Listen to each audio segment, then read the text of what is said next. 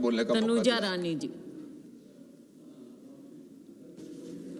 Respected Madam, I rise to speak on the Health Securities and National Security Cess Bill 2025, which aims to provide stable, long-term revenue stream for the health emergency preparedness and the national security. The COVID-19 pandemic highlighted the urgent need to strengthen disease surveillance response system and public health infrastructure, making this bill timely and welcome.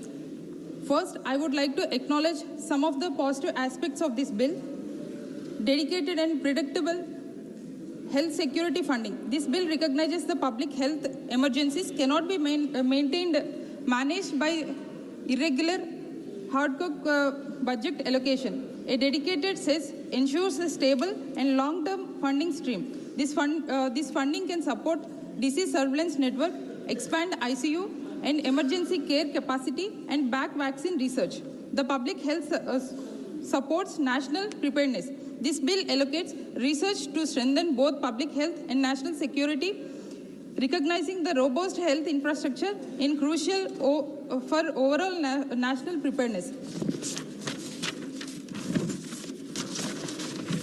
While acknowledging the positive aspects, I would like to stress for the states like Andhra Pradesh, which continue to face significant public health and infrastructure gaps. It is crucial that the cess benefits reach the front line and support the state-level preparedness effectively. Firstly, ensuring the safe drinking water and preventing waterborne diseases and preventing food poisoning happening in the residential schools of Andhra Pradesh. I may bring to the kind notice of the government that in a couple of months back, the jaundice outbreak happened in the Kurupam Girls Residential School, where 2 innocent tribal students lost their life and 170 students, tribal students, admitted in hospital due to jaundice. This jaundice outbreak is happened due to contamination of water with fecal matter. It is completely negligence of the state government not to provide the safe drinking water to the students who are studying in the residential schools. And it is due to the under maintenance of RO plants. And this our former CM Sri Jagannath Reddy Garu demanded for the compensation and accountability for the from the state government. But so far nothing had been happened. The second incident happened a month back, immediately after the Kurupam issue, where food poisoning happened in the government residential school run by the state government in Jarrella and Rajendra Palam. In Jarrella, 53 students fell sick, and in Rajendra Palam, 22 students fell sick and admitted in hospital only because of food poisoning. So, by this incident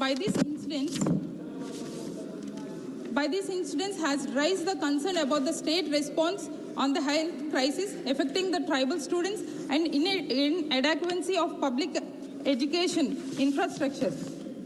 And today I raise this issue in this house because there is a saying in Telugu that Neti Balale Repati Paurulu. And there is another important issue in Andhra Pradesh. In 2025, PHC doctors' protest in Andhra Pradesh revealed serious pressure on the public health care.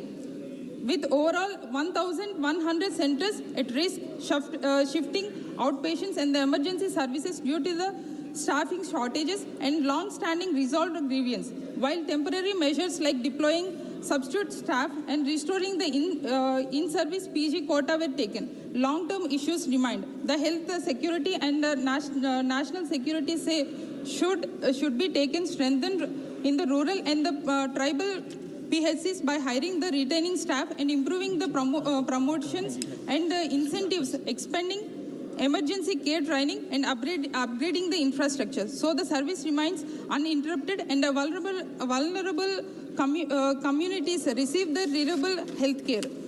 By this, the Health Securities and National Security Cess Bill must clearly focus on providing the safe drinking water and upgrading the rural water pipelines and providing the surveillance of waterborne diseases in the high-risk districts like ASR and Manyam in Andhra Pradesh. In additional priority should be improving sanitation and the health services in the welfare schools. Thank you.